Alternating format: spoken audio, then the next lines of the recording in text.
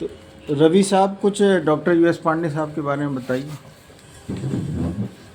खड़े होकर। Doctor US Pandey एक नीमा की जान थे और मैं उनके लिए पूर्ण श्रद्धांजलि करता हूँ कि डॉक्टर साहब जो थे एक बहुत ही जुझारू नेता थे और पूर्णतः वो लगे रहते थे हम लोगों के साथ। जब मैंने उनको देखा 2012 में, जब हम लोग का धरना प्रदर्शन का कार्यक्रम एजिटेशन चल रहा था, तो ये आते थे रेगुलर और बराबर मिलना, आशीष बॉस और यूएस पांडे बॉस, मतलब बहुत ही करीबी थे। और ये समझ लीजिए एक दूसरे के करीबी होने के कारण जो मिला करता था उस समय पे, कि बहुत अच्छे से चीज़ों को बताना, समझाना, हर चीज़ पे लगे रहना, ज़मीन पे बैठ जाना, खाना नहीं खाना, मतलब एक नाम था बंदे का कि कोई अगर जानता था 2012 में, उस समय लोग जुड़े थे तो यूएस बॉस को हर आदमी जानता था।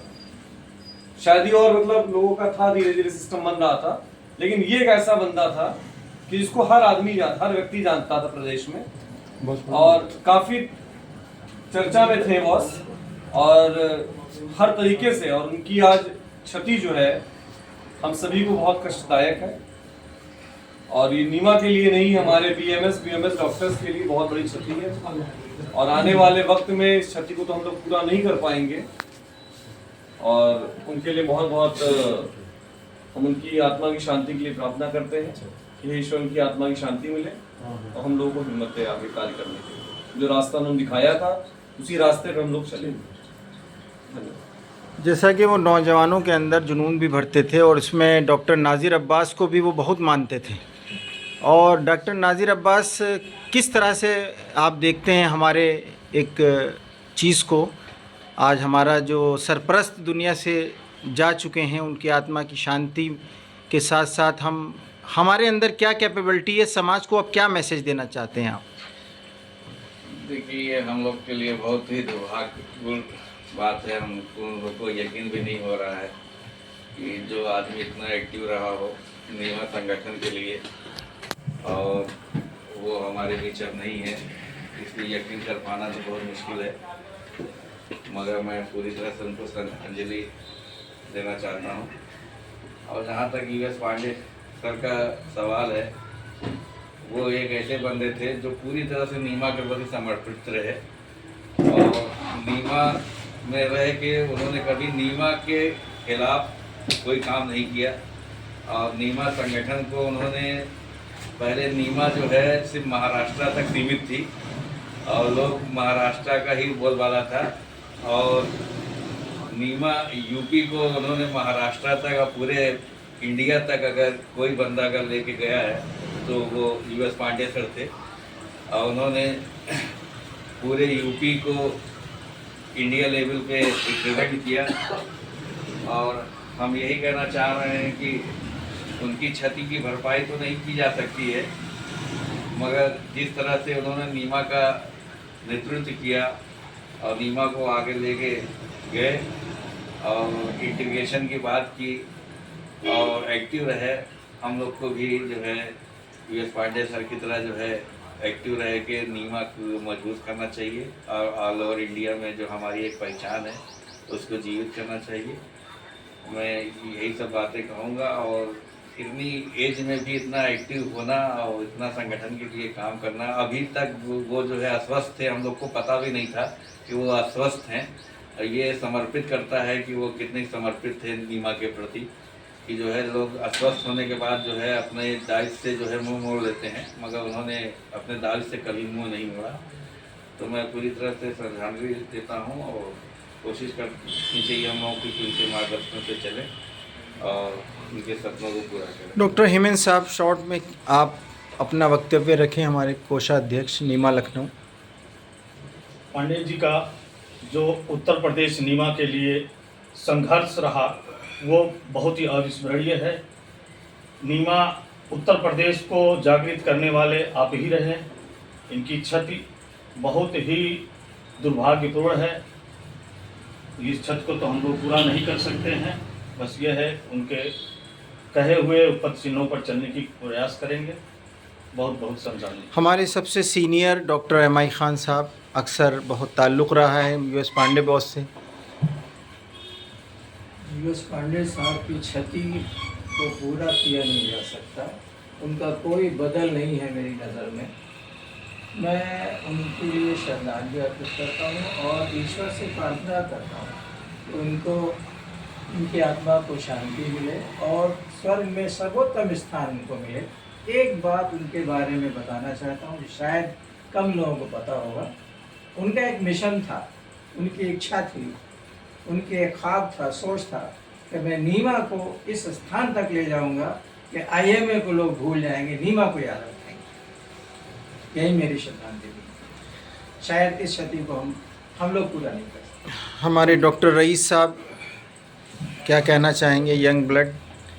हमारी सर से बहुत ज़्यादा मुलाकातें नहीं हैं, लेकिन व्हाट्सएप पे तो अक्सर बात होती थी और जितना व्हाट्सएप के थ्रू जानता हूँ या और सोशल मीडिया के थ्रू जानता हूँ या एक दो बार कॉल के थ्रू जानता हूँ, मुझे नहीं लगता कि उनके जैसा जुझारू कोई नेता नीमा को अब तक मिला है।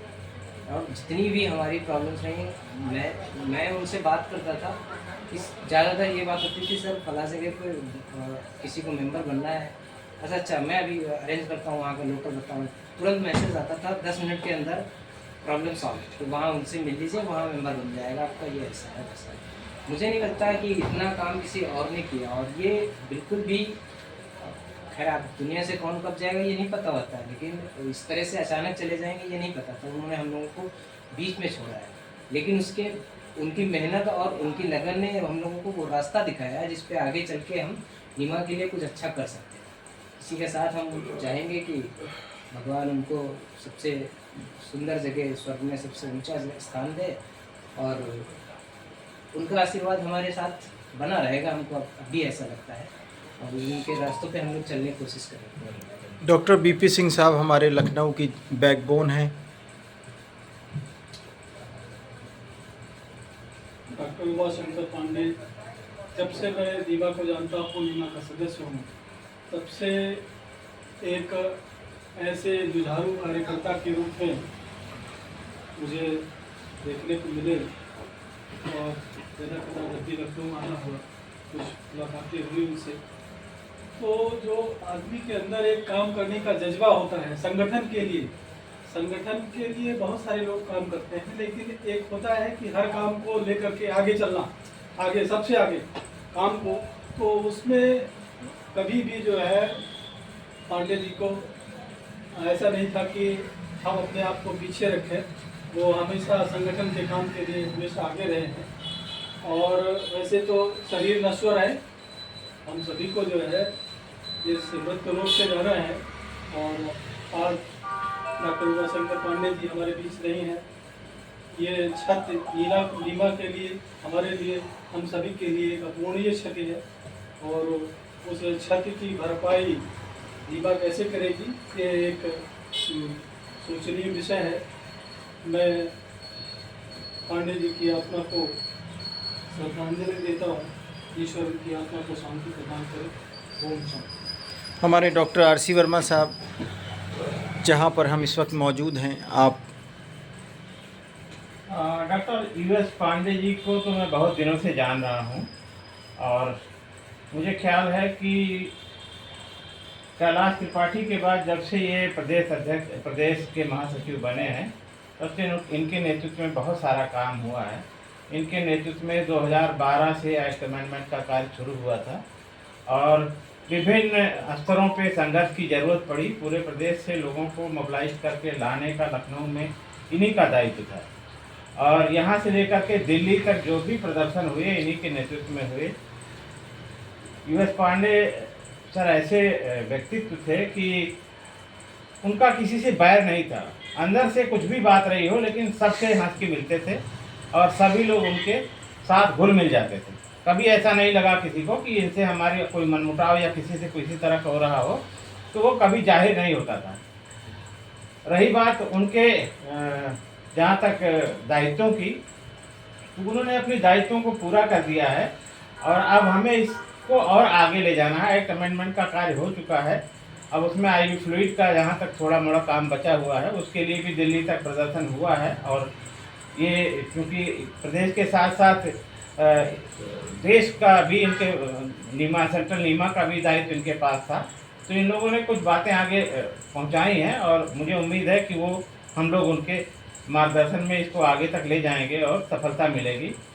और आईवी फ्लूइड का जो एक्ट अमेंडमेंट के साथ जो अधिकार है वो मिल जाना ही हमारी उनके लिए सच्ची श्रद्धांजलि होगी। हम लोग जब उनके ना रहने पे इसको करा लेंगे तो ये उनके लिए हमारी एक सच्ची श्रद्धांजलि होगी।